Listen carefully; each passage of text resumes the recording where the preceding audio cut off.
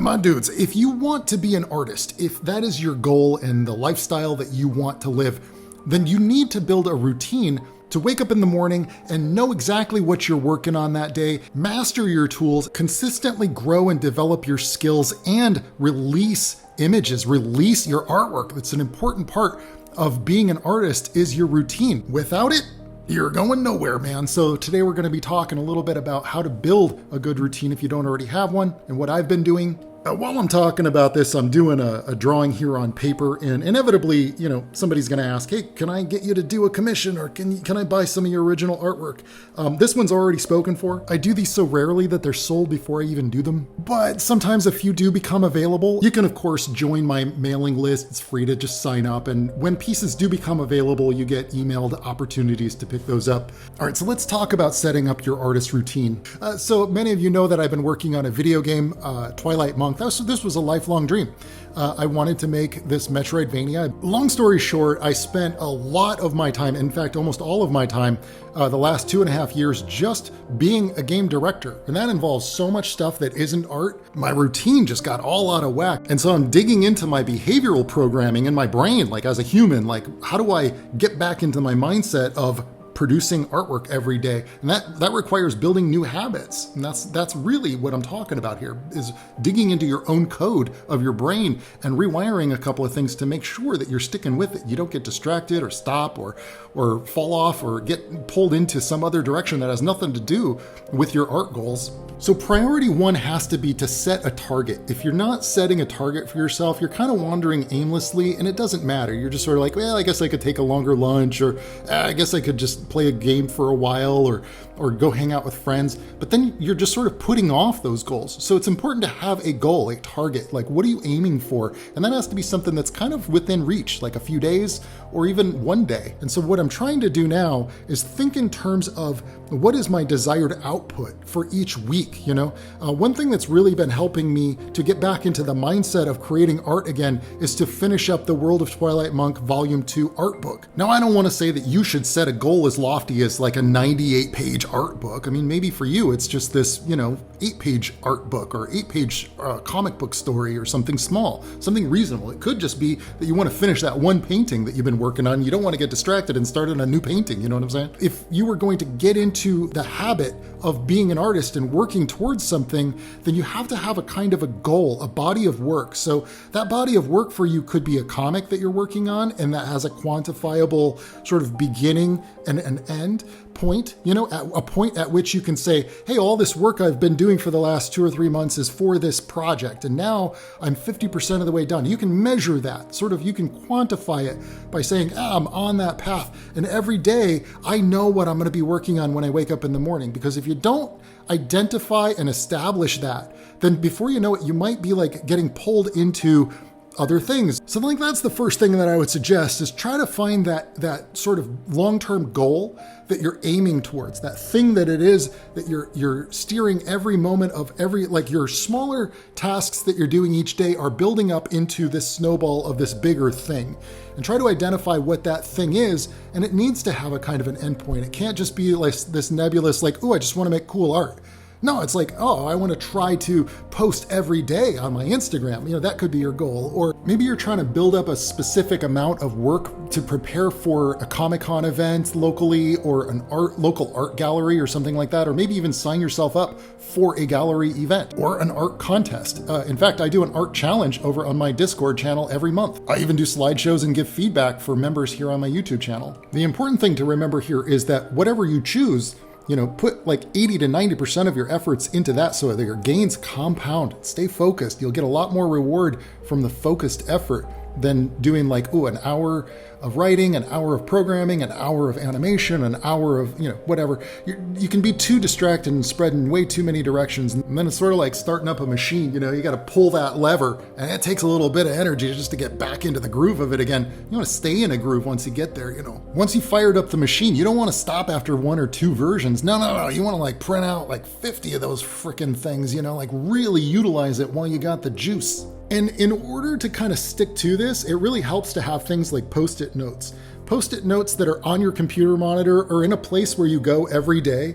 that sort of outlines what those goals are in bullet point fashion. So it's like, hey, I'm supposed to be 3 pages into my 14-page comic I'm writing right now or drawing, and if you can look at that every day, then you'll remember, oh, I better get to it, and maybe even work it into a calendar. I have a Mac, so Mac has like this built-in calendar that you can kind of create a schedule very visually that shows you, oh, well, I'm halfway to my goal, or, I've still got another week or whatever it is. And that can be really helpful. Another thing I've been trying to be more mindful of is to be selective about the kinds of entertainment that I consume. For instance, a lot of modern video games are designed to be super addicting, and they don't want you to ever leave the game world. So it's like, oh, let me go another round. And so these games are designed to just pull you away from everything else in life, and that can be super destructive to your productivity. So I've been trying to be more selective about the kinds of entertainment I engage with. For instance, I listen to more audiobooks, or I read more manga in the evenings, because it sparks the creativity in my mind. There's less visual stimulation, less dopamine. It sort of requires that I utilize more of the creative part of my brain, and that gets me fired up to want to draw. It makes me want to paint more.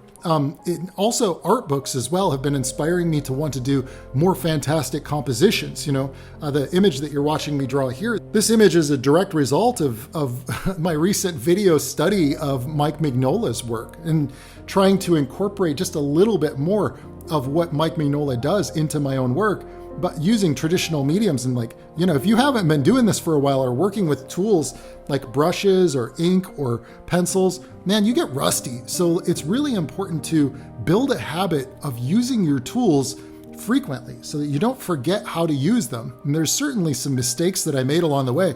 But when you look at a master who's been doing the same kind of work for 30 years or 20 years or even 10 years, you notice that they really know their tools, and they use them with such efficiency that because they're using them as a habit every single day. It's like the routine of waking up in the morning, brushing your teeth, and then you've already got thumbnails that you did the previous night before. So by the end of the day, you're roughing out thumbnails so that the next day you have thumbnails to work off of again. That's what I'm talking about when I'm talking about a routine. Building a consistency every day where you're setting up your tomorrow to be more of that process. So you start out your morning looking at your sketches from your previous day and then rendering on those in ink, and then before the end of the day, you're adding a little bit of color to that piece. You scanned it in, you're adding more color. And then you start to sketch out your next day's pieces, thumbnails for your next day's pieces, and keeping the cycle going. You need to do that for about 12 weeks before it becomes your habit. And if you let yourself get distracted by going, oh, no, I'm gonna do 3-hour meetings with a team and organize schedules and do all this other stuff, before you know it, you're totally disrupted your artist schedule. So that also means you have to designate chunks of time for those types of social interactions or for those types of, communication if you have a team that you're working with. Another thing that's been helping me is the thing that's inspiring me needs to be right next to where I'm working, so that I kind of always have it in my mind that that's my goal. That's the thing that I'm working towards, is something like that, especially if you've got a little momentum. Let's say you've done one comic before. It's keep your old work right next to you so that you can constantly look at it and go, hey, I think I can do a little bit better than what I did on my last issue or my last short story that I wrote and drew. Having that reference point of something that is both where you're at and where you want to be going right within arm's reach, I think really helps with keeping you focused, so that even when you're selecting background music or noise, you're not going to select things that are going to distract you, because the thing that you're focused on is right in front of you. You can't help but notice that art book that's right next to your blank page that you're working on, or your thumbnails that you're working on. And also, I keep a stack. I started doing this thing again where I have a stack of rough sketches and I keep them right next to my blank pages, so that whenever I'm just sitting down to maybe even watch an episode of an anime that I've already read the manga, it's I already know what happens. So now it's it's just the music and the voice. So that's not distracting me so much that I can't sit and doodle while I'm enjoying my evenings, for example. So I'm trying to just build this habit of always having a sketchbook with me wherever I go. doodling a lot more and then using those doodles from that sketchbook into larger compositions, transferring them over. So even something else I've been doing with my process is that I've been working digitally from some of my sketches, and then I transfer them onto paper, and then I do this ink work process that you're watching me do in this video, and then I go in with marker to add like a gray tone to it. And that's been working really well for my current goals. But I think that might not be the same process for you. And I think that a necessary component of building that routine has to be small wins. It has to be small successes, at least completing or finishing something. That's why it's important to set goals that are very attainable. Set goals that only take you a couple of days to do when you're starting out with this routine building. Because sometimes if you throw yourself into the deep end, you're way in over your head. You can't possibly accomplish anything remotely close to what your goal is because you set too lofty of a goal. And it's important to set your goals within a sort of a framework that is possible, that's capable for you to achieve. And that means keeping it small in scope so that you can celebrate a win of even just accomplishing it. Take all the knowledge and information that you gained from that experience and apply that to a slightly bigger, more challenging goal next. And that's really helped me a lot. So I've been like celebrating some nice wins with finishing some of these pieces, these compositions, before I go step into doing something that's like a big, 40-page or 60-page graphic novel or something. Because I've also done this. Like, this is from, I'm not saying this out of nowhere, man. Like, I tried this recently, and I don't talk about some of my failures and struggles here, but yeah, certainly, like, I got it in my head I want to do another graphic novel, and I just started drawing pages. And then after I drew them, I realized, hey, I think I need to completely redraw that page. And I think that's because I just set such a lofty goal for myself. And I should tell you, like, that did not work. And so like what I have been doing that is working is just focusing a little bit more on these like singular images that tell a story. I think that is like a great way to dip your toe in the water a little bit more without being so committed to something that's way too heavy.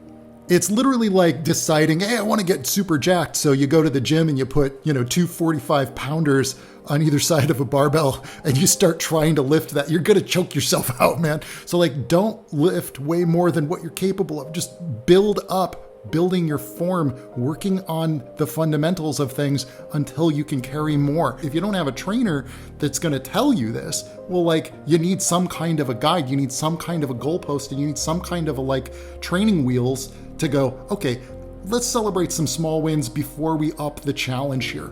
And that's why I have a lot of my free videos here on my YouTube channel that are just like exercises that you can do to practice your fundamentals of perspective and anatomy.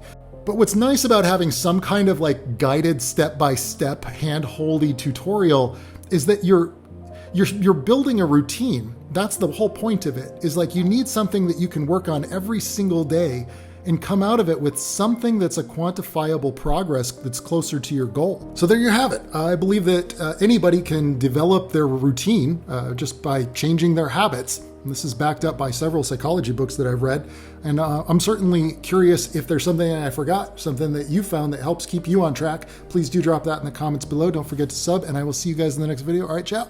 There is nothing in this fucking world that you can't do, and everything that you go through, all the sad times and everything that happens, and I know for a fact that it gets fucking better, and I just want you to keep fucking being strong, and I just want you to keep fucking being amazing, and keep being genuine to yourself, and keep fucking expressing yourself, and keep fucking doing what you love, and keep fucking just being creative and create and go, and just fucking be kind to your neighbor, and just fucking keep going. And I want you to know that I love you so very fucking much, ladies and gentlemen. Thank you very much.